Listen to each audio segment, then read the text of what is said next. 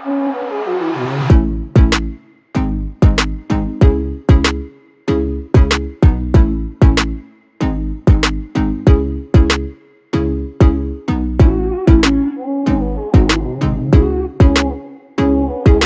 হয়েছে Realmi 9 5G এবং Realmi 9 SE, যেটাকে বলতে পারেন স্পিড এডিশন।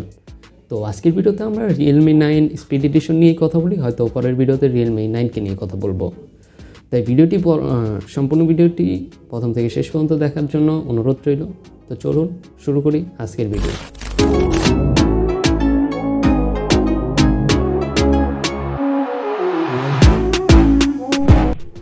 তো বরাবরের মতো রিয়েলমি কিন্তু 9 সিরিজের দুইটা ফোনে লঞ্চ করেছে, আমি আগেও বলছি। আজকের ভিডিওতে আমরা SE এডিশন বা স্পিড এডিশন এটাকে নিয়েই কথা বলি।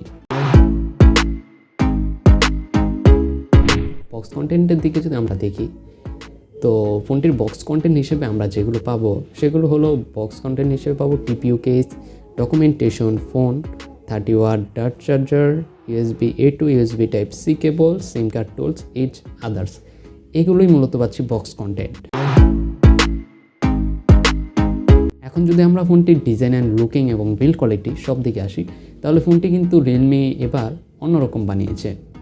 ওপো Reno 7 এর মতো দেখতে আমার কাছে পিছন থেকে ঠিক সেরকমই মনে হয়েছে।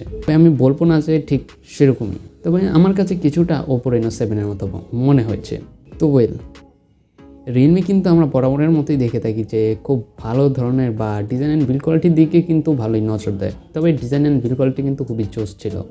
ফোনটির পিছনে ব্যবহার করা হয়েছে পলিকার্বন প্লাস্টিক এবং ফ্রেমটিও সম্পূর্ণ প্লাস্টিকের একটা ফ্রেম তৈরি করা হয়েছে। ফোনটি আপনারা দুইটি ভেরিয়েন্টে পাবেন, 6128 এবং 8128। ফোনটির প্রাইস পরে বলছি, আগে স্পেসিফিকেশন নিয়ে সম্পূর্ণ আপনাদেরকে জানিয়ে নেই। এছাড়াও ফোনটির থিকনেস হচ্ছে 8.9 মিলিমিটার, আর ফোনটির সামনে থাকছে একটা ফুল ভিউ ডিসপ্লে। ফোনটির ওজন হলো 199 গ্রাম বা 200 গ্রামের মতো। ফোনটির পিছনে ম্যাট ফিনিশিংয়ের ব্যবহার দেওয়া হয়েছে, যেটা আপনার ফিঙ্গারপ্রিন্ট পড়ার মতো কোনো সম্ভাবনা বা পসিবিলিটিতে এরকম নেই। বা আপনি হাতে ধরলে যে অনেক ফোন আছে না, যে ফিঙ্গারপ্রিন্টের একটা ছাপ পড়ে যায়, সেরকম পসিবিলিটি কিন্তু এই ফোনটায় কোনোভাবেই নেই। তো এবার ফোনটির পোর্টস অ্যান্ড বাটন নিয়ে কথা বলা যাক। পোর্টস অ্যান্ড বাটন নিয়ে করলে সব ধরনের পোর্টস অ্যান্ড বাটন ছিল। 3.5mm অডিও জ্যাক ছিল, মাইক্রোফোন, USB Type-C স্পিকার গেল, তবে এটাতে স্টেরিও স্পিকার ব্যবহার করা হয়নি, সিঙ্গেল স্পিকার ব্যবহার করা হয়েছে, আর যেটার কোয়ালিটি যথেষ্ট লাউড ছিল।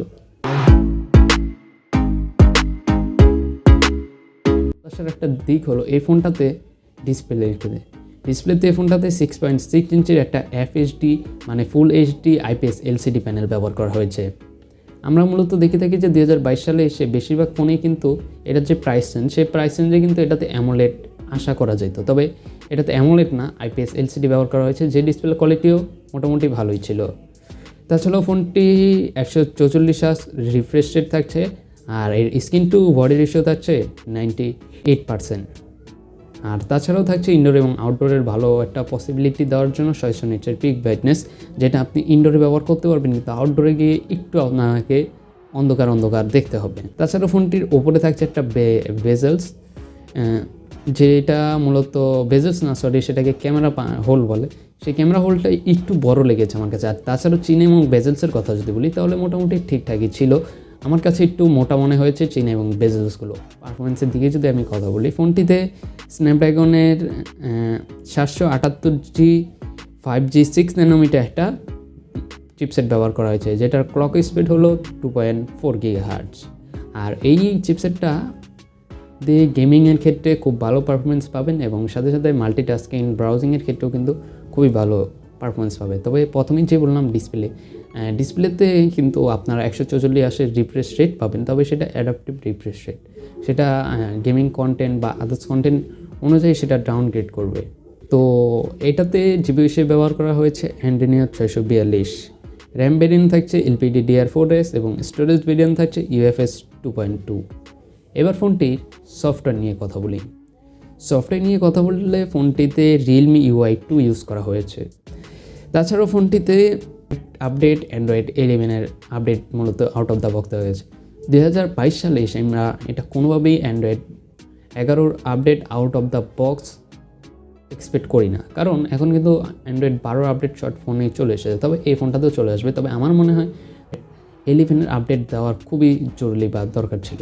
এছাড়াও ফোনটির ইউআইতে বা অ্যাপসিংয়ের কথা যদি বলি, তাহলে ফোনটিতে প্রচুর পরিমাণ ব্লটওয়্যার আমি পেয়েছি বা দেখেছি, যেটা কাটা যাচ্ছিল। তবে এটার ইন্ডিয়ান ভেরিয়েন্টেও কিন্তু অনেক ধরনের ইন্ডিয়ান অ্যাপস বা আদার্স অনেক ধরনের ব্লটওয়্যার আমি খেয়াল করেছি। ব্যাটারির কথা বললে ফোনটিতে 5000 mAh ব্যাটারি ব্যবহার করা হয়েছে উইথ 30 ওয়াট ফাস্ট চার্জার। তবে এই ফোনটাতে 1 ঘন্টায় 10 বা 15 মিনিটের ভিতরে ফুল চার্জ হয়ে যাবে, এটা রিয়েলমি বলছে। 30 ওয়াট চার্জার, নট 33 ওয়াট, ঠিক আছে? ওইটা রিয়েলমির 9 কথা বলে ফেলেছিলাম। তবে আমি আবারও বলছি, ফোনটিতে 30 ওয়াটের চার্জার ব্যবহার করা হয়েছে, নট 33 ওয়াট।